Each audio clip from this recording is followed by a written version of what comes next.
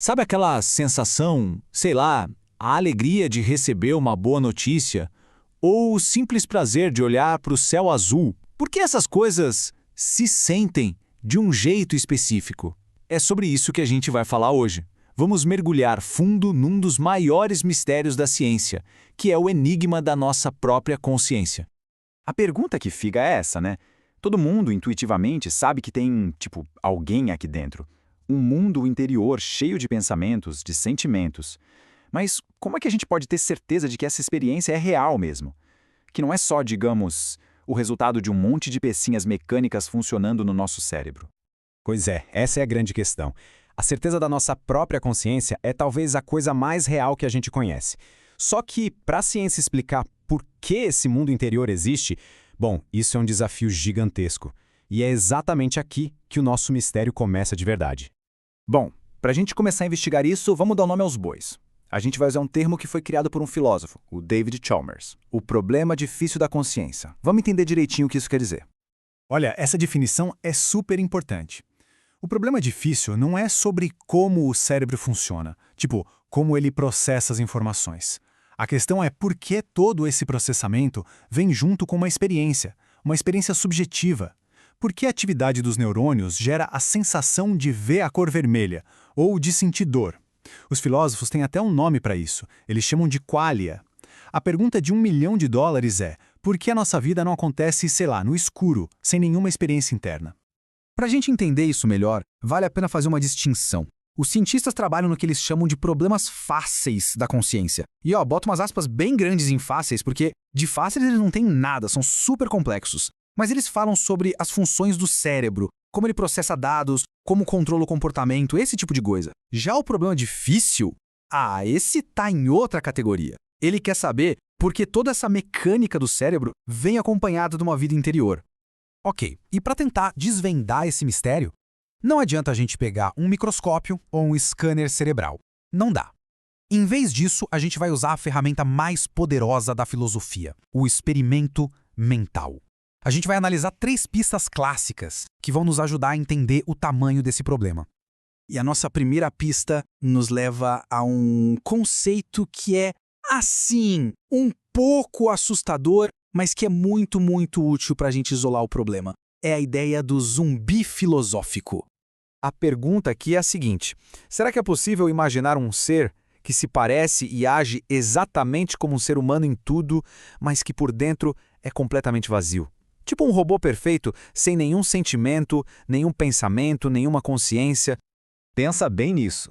Por fora, o ser humano e o zumbi seriam idênticos. Os dois iam rir de uma piada, chorar num filme, responder a qualquer pergunta. A única diferença é por dentro. No ser humano, as luzes estão acesas. No zumbi, não tem ninguém em casa. Então o ponto principal é esse. O simples fato da gente conseguir imaginar esse zumbi já sugere uma coisa. Sugere que a consciência não é só uma consequência automática do nosso corpo ou do nosso comportamento. Parece que ela é um ingrediente a mais, sabe? Algo além da máquina física. Beleza, vamos para a nossa segunda pista então, e ver como essa história fica ainda mais profunda. Essa pista vem de outro filósofo, o Thomas Nagel, e um ensaio muito famoso que ele escreveu sobre morcegos. A ideia do Nagel é muito forte. Imagina o seguinte, que a gente soubesse absolutamente tudo sobre a biologia de um morcego. A gente sabe da neurociência, da física da ecolocalização, cada detalhezinho objetivo. Mesmo com todo esse conhecimento, a gente nunca saberia como é a experiência de ser um morcego, como é ver o mundo usando o som. A conclusão aqui é bem profunda. A consciência é subjetiva. Existe um como é ser aquele organismo, um ponto de vista único que simplesmente não pode ser capturado por uma descrição de fora, uma descrição objetiva. A experiência é, no fim das contas, algo totalmente pessoal. Isso nos leva direto para nossa terceira e última pista. E essa é, talvez, o experimento mental mais famoso de todos quando o assunto é consciência, o quarto de Mary. Vamos acompanhar a história. Imagina uma cientista, a Mary. Ela é uma neurocientista brilhante, especialista em visão de cores. Ela leu todos os livros, sabe tudo sobre comprimentos de onda da luz, sobre os cones na retina, cada processo neural que acontece quando alguém vê a cor vermelha. O único detalhe, Ela nunca viu essa cor. Mas um dia, a porta do quarto dela se abre. E aqui vem a pergunta de ouro. Quando a Mary vê a cor vermelha pela primeira vez, ela aprende alguma coisa nova? E olha, é bom lembrar, ela já sabia tudo que a física e a biologia podiam ensinar sobre a cor. A resposta que vem na hora, e a resposta da maioria dos filósofos, é um sonoro sim. Ela aprende algo completamente novo. A qualidade subjetiva, a experiência real de como é ver o vermelho. E a implicação disso é gigantesca. Se a Mary aprende algo novo, isso quer dizer que todo o conhecimento físico que ela tinha antes estava incompleto. Ou seja, deve existir mais coisas no mundo do que só os fatos físicos. A experiência, aquele tal de qualia, é uma forma real de conhecimento. Bom, depois de juntar essas 3 pistas, o zumbi, o morcego e a Mary, qual é o veredito? O que essa nossa investigação nos diz sobre esse quebra-cabeça da consciência? Vamos só recapitular rapidinho. O zumbi filosófico sugere que a consciência é algo a mais, que a física sozinha não explica. O morcego do Nagel mostra que a experiência é subjetiva, é de cada um.